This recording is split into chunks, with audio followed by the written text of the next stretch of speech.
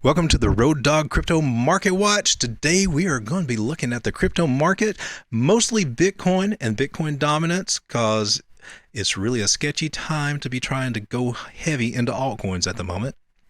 Let's talk about that now. Road Dog Crypto.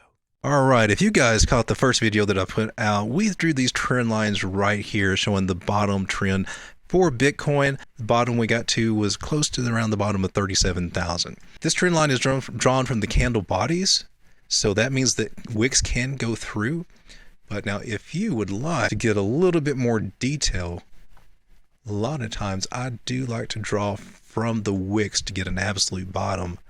So it is quite possible to go down to the 35,000 range, and we might get a quick wick down there before we break back into this pattern. But as it stands, this trend line has been holding very well. Two possibilities I'm looking for. Maybe things could take a turn south, scare people out of the market. What we don't want to see is for this to come down somewhere and come back up here and then get rejected. If we see that in this area right here, a rejection, then that could be some bad news for Bitcoin, and that means that we could take a measured move down to right here around this range of 28,400.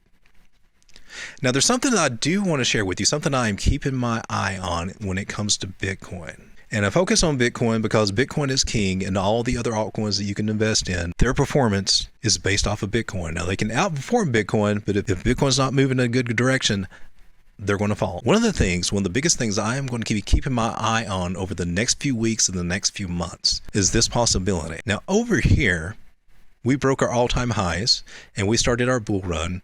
Institutions started coming in, and they started feeling they're going to miss out. And that had a lot to do with the price action that we saw here. When we got to the top, Wall Street and the bankers and the institutions started playing the normal games that they do. And this is not so much a pattern as it is a sequence of events called Wyckoff. And it's a series of calculated sells. So the institutions can maximize their profit and then also drive the prices down to a low so that they can reaccumulate. And when they reaccumulate, they trade within a range, and then they spring down to a bottom to clear everybody out, to wipe out all the longs, crush everybody's hopes and dreams. They did that twice here before they started taking it back off again, leading us to get a false sense of hope with this bull trap before they played us again with this downward market. The point that I'm trying to make here, keeping my eyes and my mind open for the possibility that this whole range that you see between these two red lines is a Wyckoff accumulation.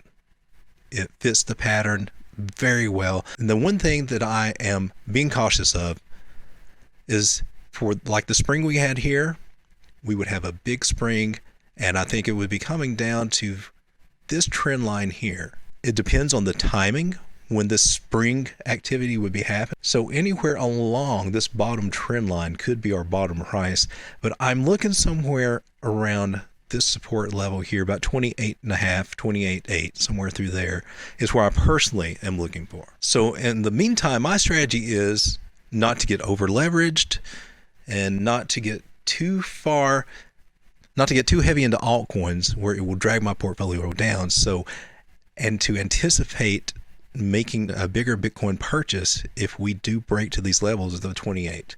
If we do, it would be something quick, and we would break back up with the Wyckoff distribution, and then we would start taking off, hopefully to a new all-time high. But that's what I'm looking for over the next few weeks and months with Bitcoin. All right, on the daily. Now, this is where we dumped. We thought we had a turnaround. We bounced off this trend line. We came back up. We didn't quite make it to the top, and that's showing some weakness. If I draw a trend line here to there,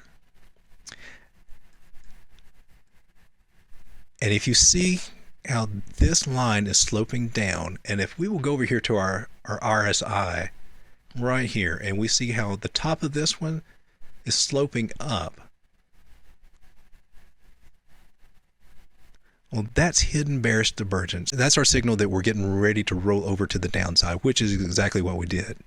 Now, I'm also looking for any bullish divergence that might signal a strong rise up, but I'm not seeing that at the moment. Now, if we go to the 4-hour, we can get some more immediate information. And what this is telling me, our stochastics right here are still a little bit on the high side. However, if you follow me to the bottom of the screen where I'm circling right here, the RSI, it is at the bottom, and it looks like we were trying to get a bounce up for there. So that looks hopeful. The MACD here trying to get across, and we can see this lower histogram is trying to flip over to the bullish side. So it looks like we might possibly get a bounce. I don't think it's going to be a very strong one, but we'll just have to wait and see on that. So overall, the general consensus right now is just to be cautious. And that's what I'm going to recommend, is that we just take things little by little.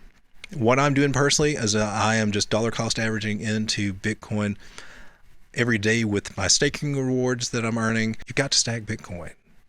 The whole name of the game is to get as much Bitcoin as you can and to use altcoins to help you do that. So as far as altcoins go, what we need to look at to see if we want to start buying Ethereum, Cardano, or Shiba Inu, any other coin that you're looking at getting into, we need to look at the Bitcoin dominance chart. Over here it says market cap Bitcoin dominance, and what this is the money flowing into Bitcoin.